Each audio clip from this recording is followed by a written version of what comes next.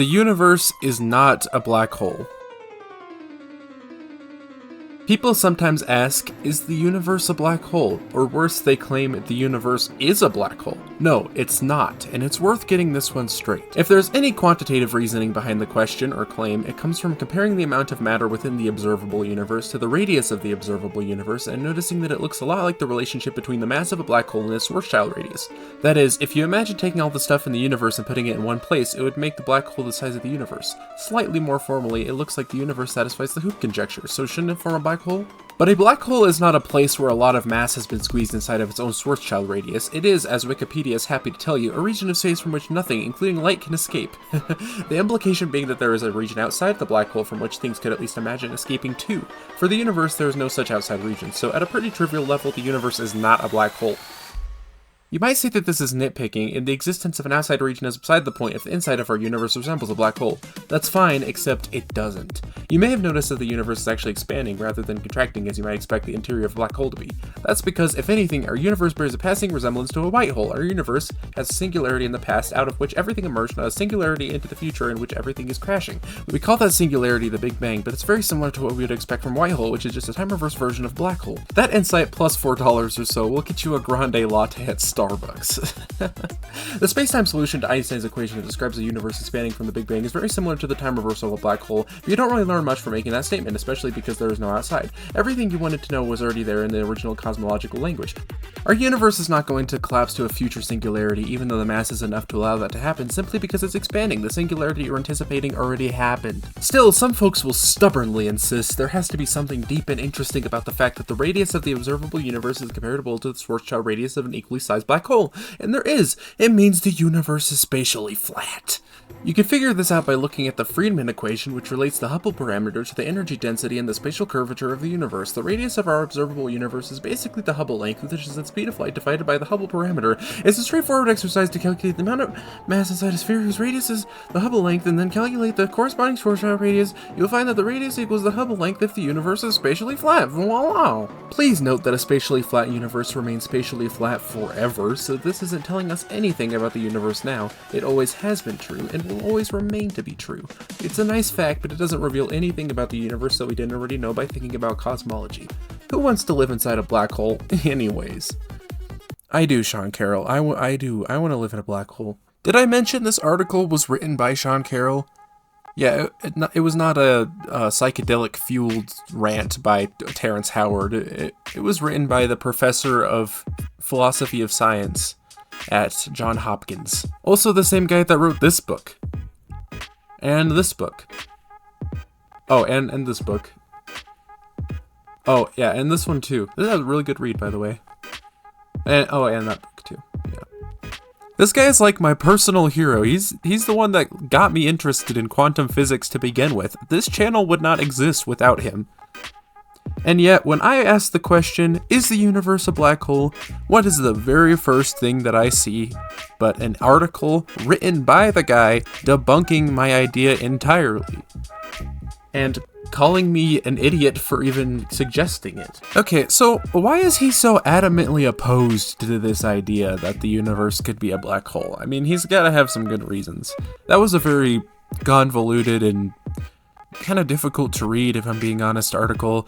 It's also almost older than I am. Okay, now there's a lot of different reasons why the universe kind of looks like a black hole, but we're gonna start with the one that he mentioned in his article. The Hooke conjecture.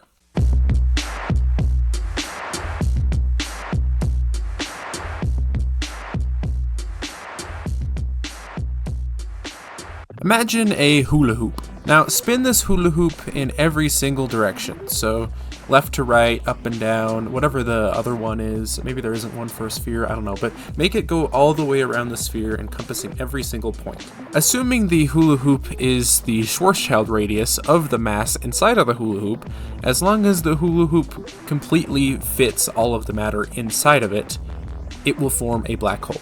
That is the Hooke conjecture. The radius of this hula hoop is related to the mass inside via the Schwarzschild radius equation. This equation simply just tells you how small you want the hula hoop or the space enclosing the mass to be to make it a black hole for the specific mass.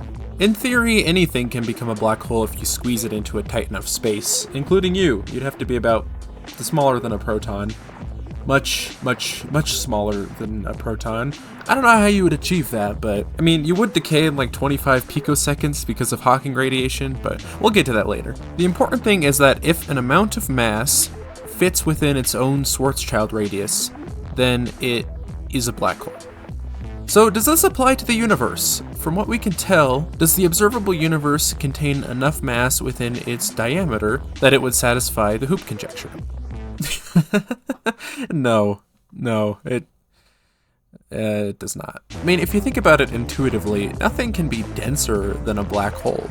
And if the universe had an average density of that of a black hole, then either everything you see would be a black hole, or there would have to be things that are denser than a black hole to counteract the things that are lighter than a black hole, like you or almost everything else. But let's ignore our intuitions for a second and just simply plug in the numbers.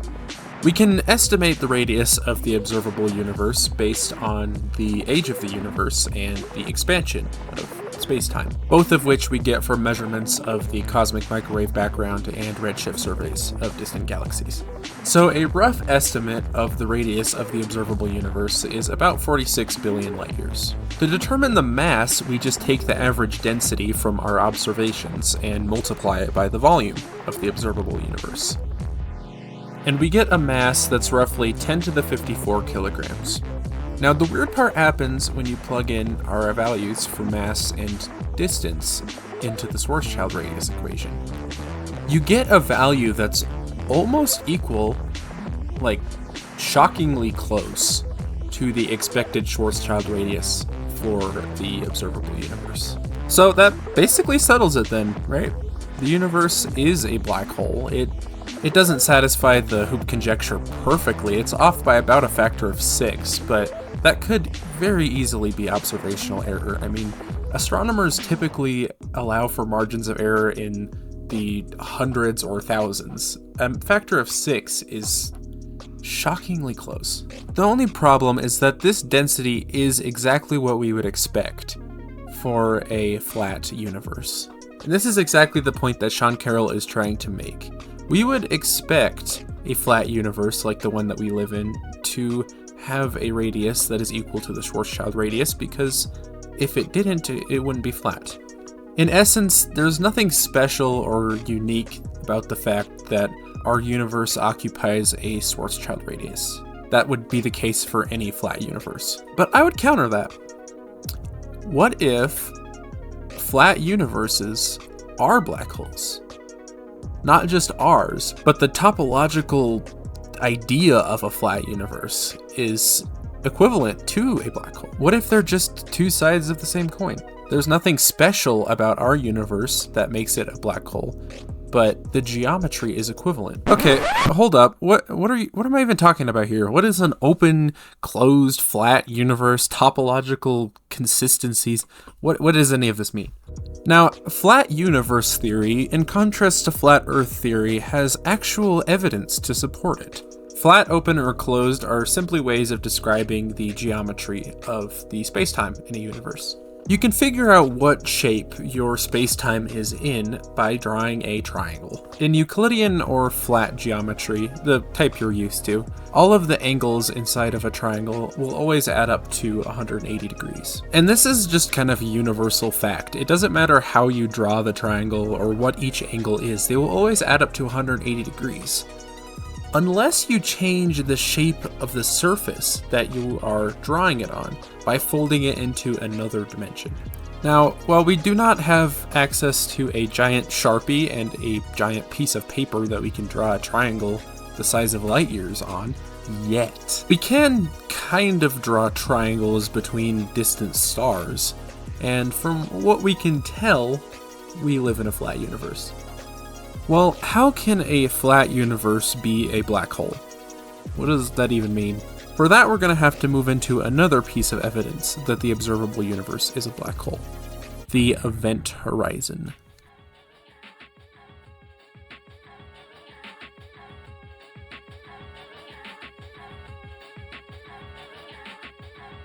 At the very edge of our observable universe, space-time expands at a rate that is faster than light. This seems impossible. I mean, nothing can travel faster than light. But it's not like galaxies or any kind of matter is traveling faster than light. Space itself is expanding at a speed faster than light.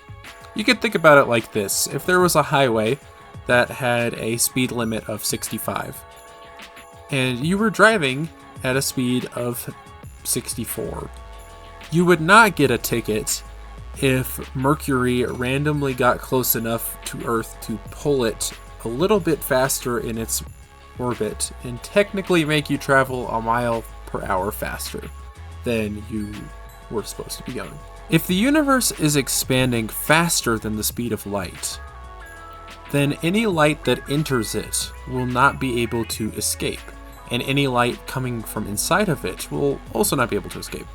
Light can get in, but it can never get out. Not without traveling faster than the speed of light, that is.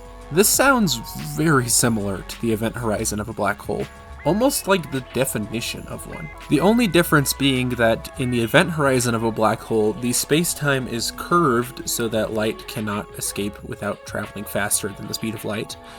And in the expansion of the universe, space-time is literally getting bigger faster than the speed of light. But they behave almost identical. There is one very crucial thing that a black hole has, but the universe lacks, and that is a singularity. The universe's mass is almost equally spread out across its entire volume, in contrast to a black hole, which has a sphere of influence, but it does not have a density. It just has a single point at the center where all of its mass is contained. There is no such point in space with infinite density, from which all of the mass in the observable universe originates. But there is a point in time.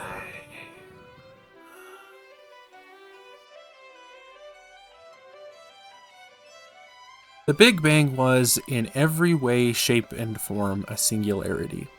A singular point with infinite density, where temperature, space-time, and all mathematics blow up to infinities. Where our ability to understand the world around us through physics and math completely breaks down. Everything you've ever known, seen, loved, anything you would ever do, all contained in one single point in time. The Big Bang is our universe's singularity. Perhaps we do live in a black hole. Or perhaps we live in something much, much stranger.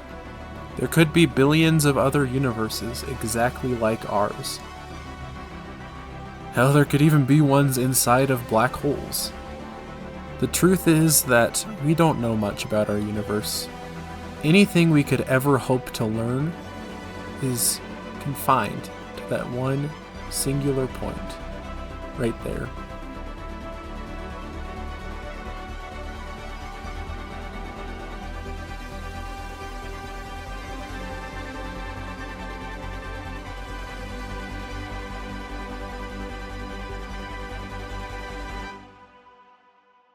So do we live in a black hole? Well, I'll leave that up to you to decide. Entropy.